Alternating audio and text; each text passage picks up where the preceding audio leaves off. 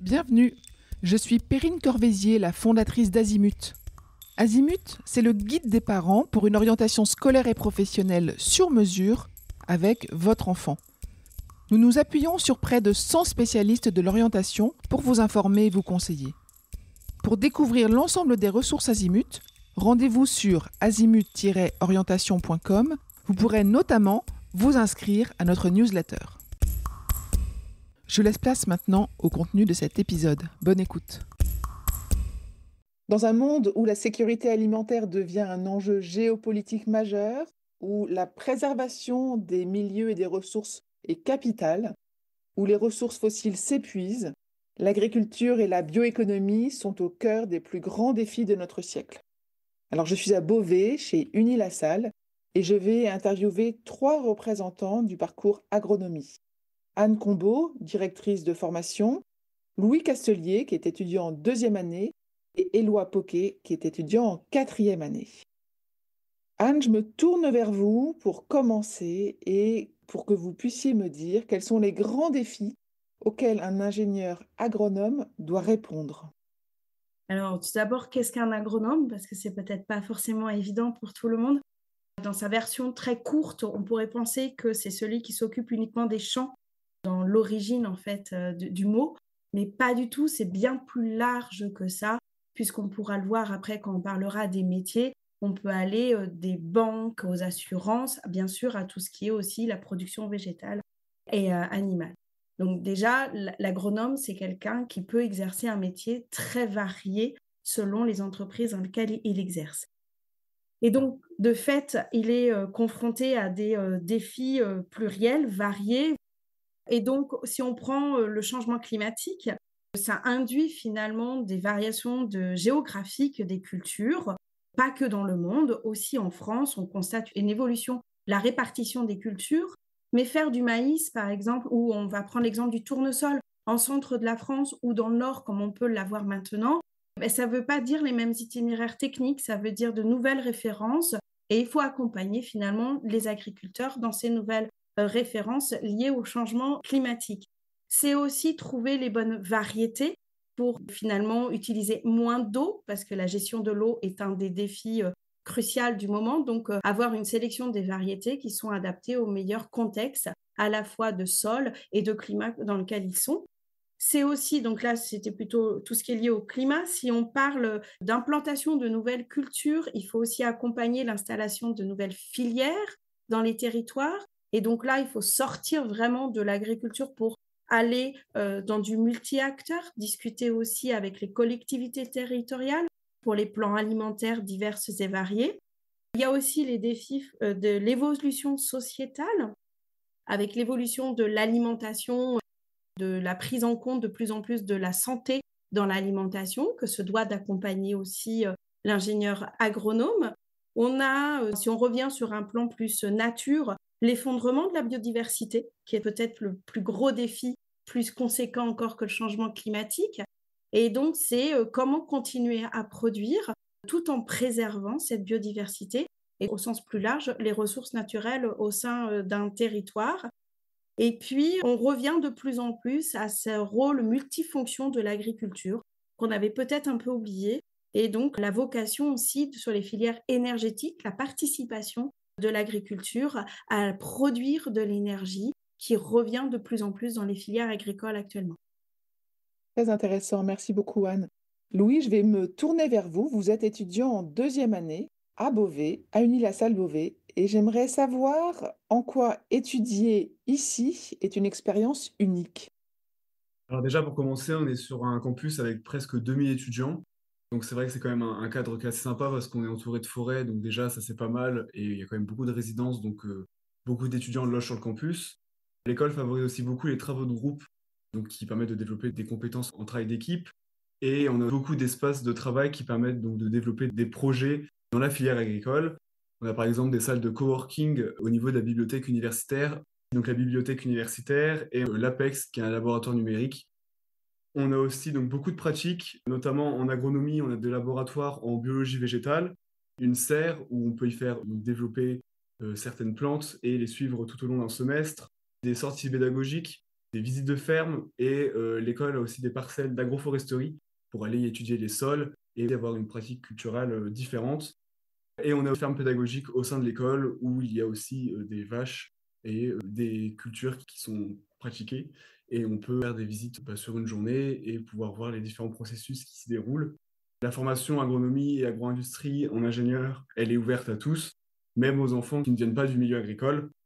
Ensuite, Unilassal, il y a quand même une belle vie associative et étudiante qui s'y déroule. C'est en plus des cours et c'est très enrichissant sur le plan personnel et professionnel.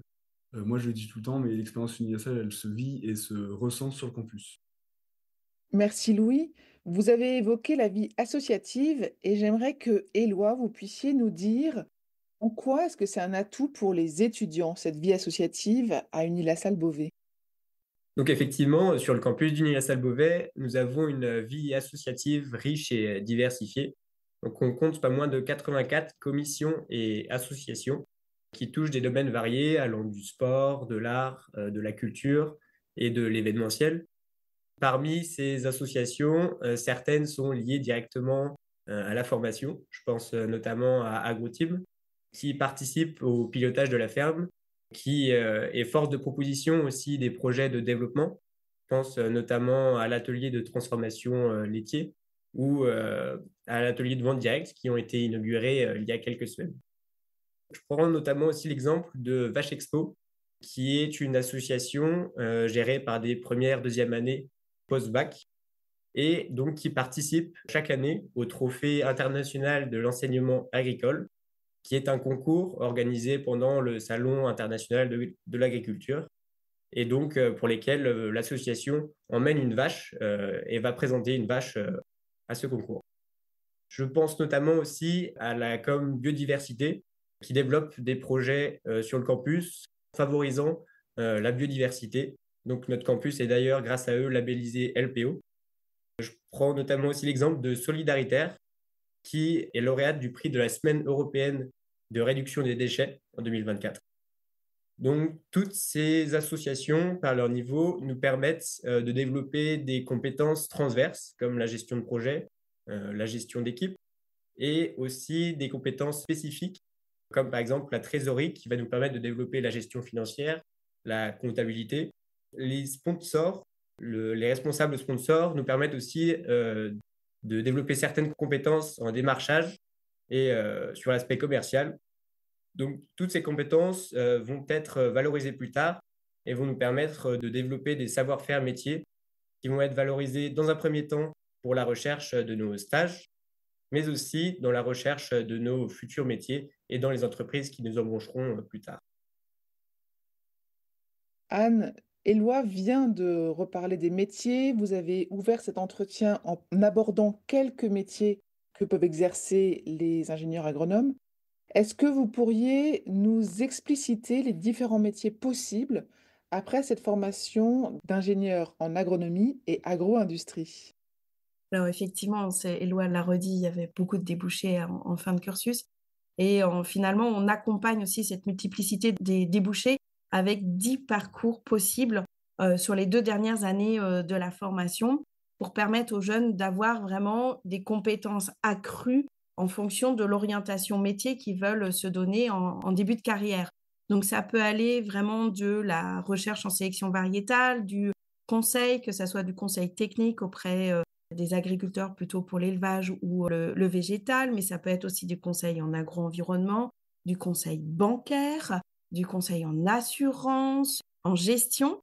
Éloi le mentionnait avec la présence des associations aussi.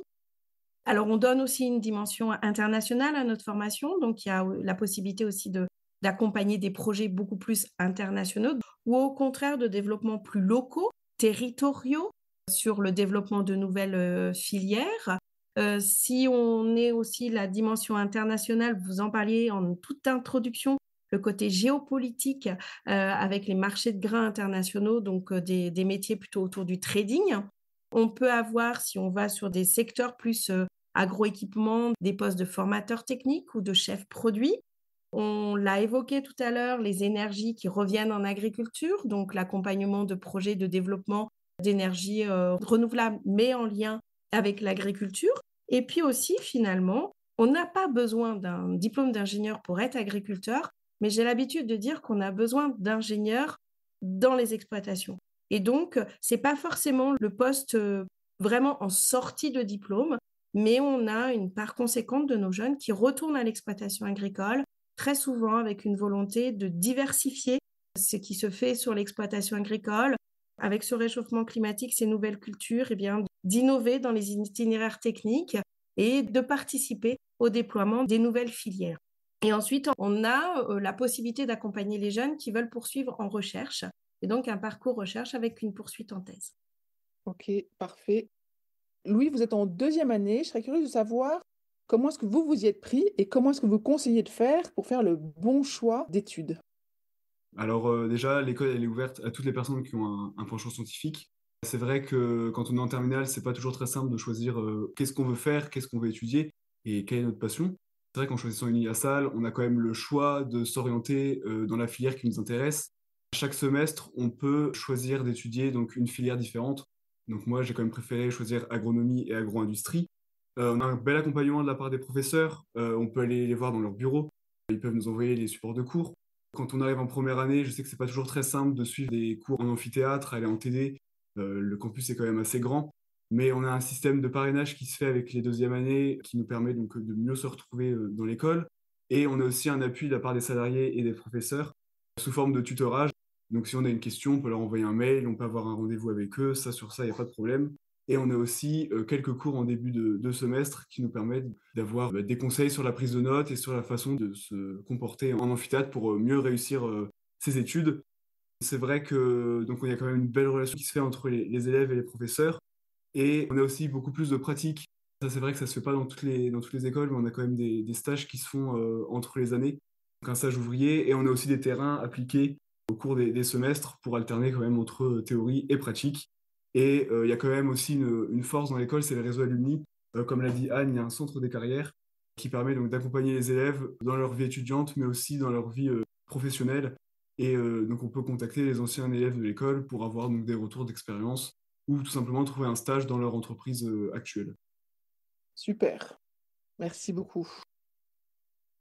Éloi, ça m'intéresserait de comprendre pourquoi la dimension internationale est un élément clé du cursus et quelles opportunités elles offrent aux étudiants. Effectivement, dans notre parcours à Unilassal, nous avons plusieurs opportunités de mobilité internationale. Si nous voulons développer nos compétences linguistiques, donc les 3 stages, ouvrier, assistant ingénieur et mémoire de fin d'études, vont nous offrir la possibilité de partir à l'international. Nous avons un semestre d'études à l'international qui est obligatoire en première année du cycle ingénieur. Et donc, ce séjour d'études, qui peut être un séjour en université classique ou un Erasmus, va nous permettre de nous ouvrir au monde de par les nombreuses destinations proposées. Nous avons aussi un deuxième semestre ou une année possible en dernière année du cycle ingénieur qui va nous offrir encore une fois un large choix de séjours diplômants. Et donc, nous avons aussi la possibilité, sur les 2 dernières années du cycle ingénieur, de partir en Erasmus Mundus. Donc, cette mobilité est dédiée au parcours Plant Breeding. Pour ma part, j'ai eu l'occasion de participer à 2 mobilités internationales. Donc, la première, c'était lors de mon stage ouvrier. Donc, je suis parti 1 mois et demi en Suède, dans une ferme de polyculture élevage. Et cela m'a permis de découvrir déjà une nouvelle culture, et aussi de m'améliorer sur mon niveau d'anglais, puisqu'il faut savoir que l'anglais est une langue importante pour ne pas se fermer des portes à l'embauche à notre diplôme. Ma deuxième expérience, donc c'était le Go-La-Salle. Donc il s'agit d'un Erasmus que j'ai réalisé pour ma part en Slovaquie. Et donc cette coupure de 6 mois après le cycle pré-ingénieur m'a permis de m'ouvrir au monde, de découvrir de nouvelles cultures et de gagner en maturité et en autonomie. Très bien. Anne, je reviens vers vous pour comprendre quel lien concret la formation entretient-elle avec les entreprises du secteur agricole et agroalimentaire? Effectivement, c'est aussi une particularité des écoles d'ingénieurs d'avoir des liens forts avec les entreprises et on s'y attache énormément à Unilassal, notamment dans la formation agronomie et agro-industrie. Et donc, les actions peuvent être plurielles. Si on prend au niveau de l'enseignement, Sur les 2 dernières années, du cursus ingénieur, un tiers des enseignements sont dispensés par des professionnels socio-économiques, comme on les appelle, donc des, employés d'entreprises, que ça soit des petites entreprises ou des entreprises internationales. Donc ça, c'est vraiment le 1er aspect. La chance qu'on a aussi à Unilassal, c'est d'avoir un centre de carrière avec une personne qui est vraiment dédiée pour la formation agronomie et agro-industrie et donc organise, ce qu'on nomme chez nous un agora job. C'est finalement une rencontre sur site, de plus de 130 entreprises. C'est des petits stands et donc les jeunes peuvent aller les voir pour les questionner sur les métiers, sur les stages, la recherche de stages, plutôt orientés, fin de cursus. Le centre de carrière organise aussi des tables rondes métiers où là, c'est en plus petit comité. C'est, plusieurs professionnels qui viennent échanger sur leur métier et sur l'évolution de carrière, qui est aussi une question que les jeunes se posent entre le début de carrière, fin de carrière, quelles peuvent être les évolutions qu'on peut avoir. L'autre lien aussi, c'est, ce qui concerne les chaires d'enseignement et de recherche. On en a plus d'une dizaine à l'aplomb, de la formation et on va retrouver un petit peu les thèmes qu'on a évoqués tout à l'heure au moment des défis auxquels doit répondre la formation. On va être sur les résiliences, des exploitations agricoles, sur les différents types de cultures, avec aussi des cultures indoor.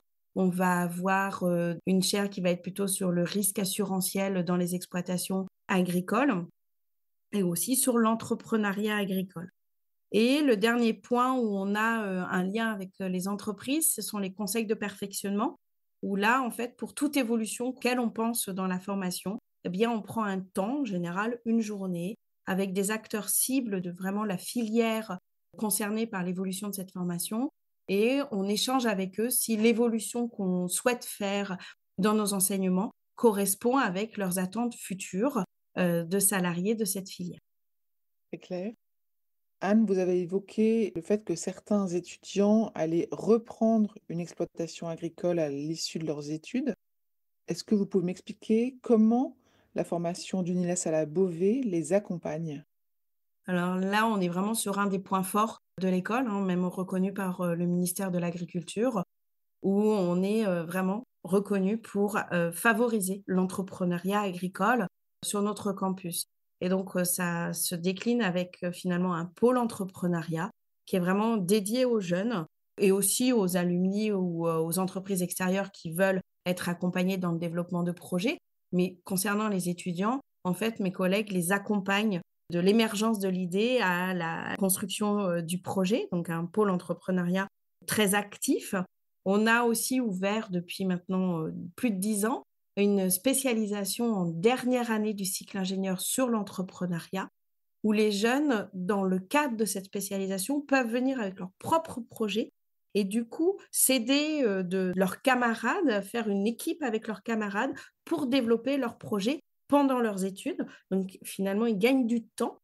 Ça s'associe très souvent au fait qu'ils ont le statut national d'étudiant entrepreneur et donc c'est un statut qu'on incite pour tous les jeunes qui ont des projets entrepreneuriaux et qu'on accompagne en leur, proposant d'avoir, des contrats d'études où finalement, plutôt que d'avoir un projet, une application dans un projet donné par l'école de comment on développe un projet, eh bien, ils viennent avec leur propre projet et le temps dédié à ce cours-là, ils le développent sur leur propre projet.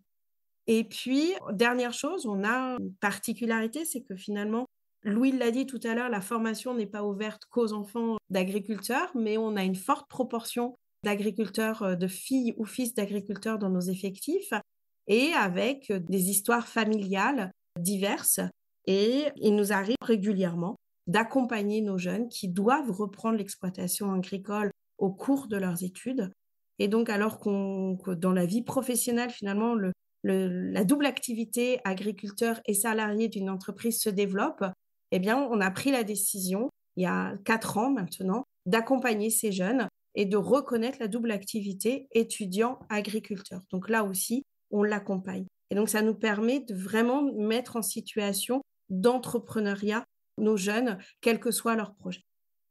Merci beaucoup Anne pour ces explications qui sont effectivement probablement très rassurantes pour les futurs repreneurs d'exploitation agricole. Louis, je crois que vous avez plein de choses à nous raconter sur la partie des admissions. Et donc, on va conclure avec vous sur les modalités d'admissibilité, de candidature pour les futurs étudiants. L'école, elle est admissible post-bac en première année, mais elle est aussi admissible en admission parallèle après une deuxième ou une troisième année ou une réorientation. Post-bac, ça se fait via Parcoursup sur une lettre de motivation et un entretien oral avec des professeurs pour justifier le choix de son orientation. Et en admission parallèle, c'est sous forme de candidature directe. Quels sont les profils des étudiants qui candidatent? C'est surtout des étudiants qui préfèrent quand même le domaine scientifique, qui sont orientés dans le choix de notre filière en agronomie. Mais c'est pas contraignant si les lycéens ont fait que deux ou une spécialité en sciences, puisque arrivé en première année universelle, il y a du renforcement qui se fait sur un semestre. Ok, parfait, très clair. Merci beaucoup. Je voulais juste rajouter, en tant qu'étudiant, je recommande que les lycéens puissent venir découvrir l'école pour rentrer en post-bac, mais aussi participer à nos journées d'immersion qui se déroulent sur une journée pour découvrir la filière. Parfait, c'est très clair. Merci beaucoup à tous les trois pour cette interview très intéressante sur le diplôme d'ingénieur en agronomie et agro-industrie qui se déroule à Beauvais chez Unilassal. Merci. Je vous retiens quelques instants. Vous écoutez peut-être sur Apple ou sur Spotify ou sur Deezer ou sur une autre application de podcast. Je voulais m'assurer que vous connaissiez l'existence de notre site azimut-orientation.com. Sur ce site, les contenus sont organisés par thématique et par situation. Ceux qui connaissent adorent et utilisent notre moteur de recherche, ce qui leur permet d'aller chercher directement le bon contenu qui correspond à leurs problématiques. Je vous encourage à vous y connecter et n'oubliez pas de vous inscrire à notre newsletter. Merci de votre fidélité et à bientôt.